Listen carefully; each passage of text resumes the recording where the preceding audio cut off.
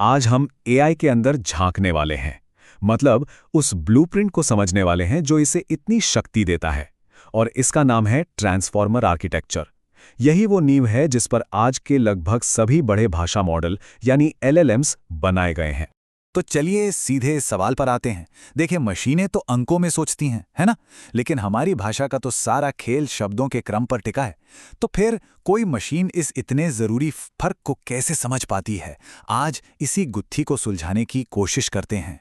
तो किसी भी वाक्य को समझने के लिए एआई मॉडल को सबसे पहले उसे अपनी भाषा में बदलना होता है।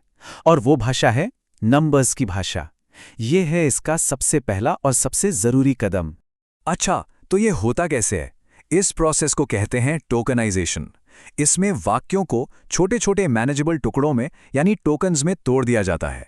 फिर हर टोकन को एक यूनिक नंबर मिलता है। बस अब ये टेक्स्ट एक ऐसी चीज बन गई जिसे मशीन आसानी से प्रोसेस कर सकती है। तो अब हमारे पास नंबर्स हैं।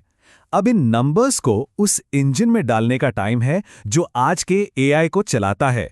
जी हां, हम बात कर रहे हैं ट्रांसफॉर्मर आर्किटेक्चर की।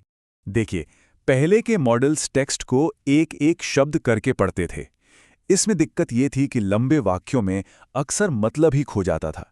लेकिन ट्रांसफॉर्मर का डिज़ाइन वो तो बिल्कुल अलग है। ये पूरे के पूरे वाक्य को एक साथ देखता है। इसी वजह से ये लंबे वाक्यों में भी शब्दों के बीच के मुश्किल से मुश्किल रिश्तों और बारीकियों को पकड़ लेता है। और यहीं पर एक बहुत दिलचस्प पहेली सामने आती है। अगर ट्रांसफॉर्मर सब कुछ एक साथ देख रहा है तो उसे ये कैसे पता चलता है कि कौन सा शब्द पहले आया? वो भला कुत्ते ने आदमी को काटा और आदमी ने कुत्ते को काटा के बीच का फर्क कैसे समझेगा? इसका हल एक बहुत ही स्मार्ट, कह सकते हैं हैक में छिपा है। इसे कहते हैं पोजिशनल एनकोडिंग। ये मॉडल को शब्दों का क्रम यानी कि सीक्वेंस समझाने का एक तरीका है। तो सवाल है, ये काम कैसे करता है?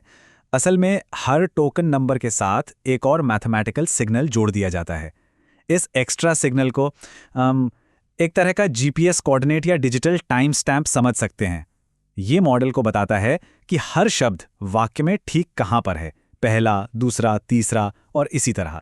तो समझने वाली बात यह है कि पोजिशनल एनकोडिंग ही वो सीक्रेट सॉस है जो ट्रांसफॉर्मर को ग्रामर, सेंटेंस स्ट्रक्चर और कॉन्टेक्स्ट समझने में मदद करता है। इसके बिना कोई भी भाषा बस शब्दों का एक ढेर बनकर रह जाएगी। ठीक है, तो अब मॉडल के पास सीक्वेंस में लगा हुआ नंबर्स वाला डेटा आ गया। लेकिन ये असल में नॉलेज सीखता और स्टोर कैसे करता है? इसका जवाब है पैरामीटर्स में। तो कितने पैरामीटर्स होते हैं? अरबों, जी हाँ, बिलियंस। जब हम लार्ज लैंग्वेज मॉडल्स में लार्ज शब्द सुनते हैं ना, तो उसका मतलब यही स्केल होता है।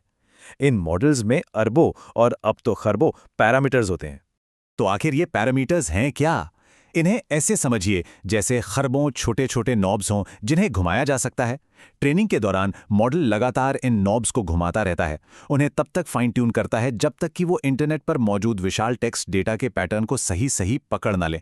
भाषा के नियम, दुनिया भर के फैक्ट्स और शब्दों के बीच के रिश्ते, सब कुछ इन्हीं नॉब्स की सेटिंग में इनकोड हो जाता है। यही तो मॉडल की नॉलेज है। तो चलिए इस पूरे सफर को एक बार फटाफट से देखते हैं। कोई भी प्रॉम्प्ट पहले टेक्स्ट से टोकन में बदलता है, फिर उसमें पोजिशनल डेटा जुड़ता है। इसके बाद वो ट्रांसफॉर्मर की लेयर्स से गुजरता है जहां अरबों पैरामीटर्स उसे एनालाइज करके एक सही सलामत आउटपुट तैयार करते हैं। इस आर्किटेक्चर की खूबसूरती इसकी सादगी और ताकत में है। ये इतना फंडामेंटल है कि इंजीनियर्स इसे बेस बनाकर और भी ज्यादा पावरफुल और एफिशिएंट सिस्टम्स बनाने के लिए इसमें बदलाव कर सकते हैं, इसे बेहतर बना सकते हैं। और ये इसका एक बेहतरीन उदाहरण है।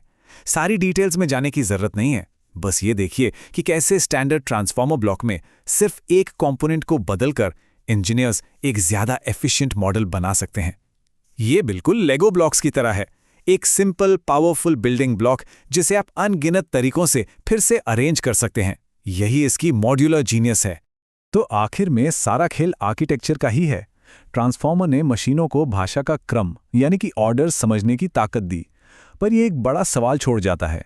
वो अगला आर्किटेक्चरल ब्रेक थ्रू कौन सा होगा जो एआई को दुनिया का मतलब समझने में मदद करेगा? ये सोचने वाली बात है। सुनने के लिए शुक्रिया।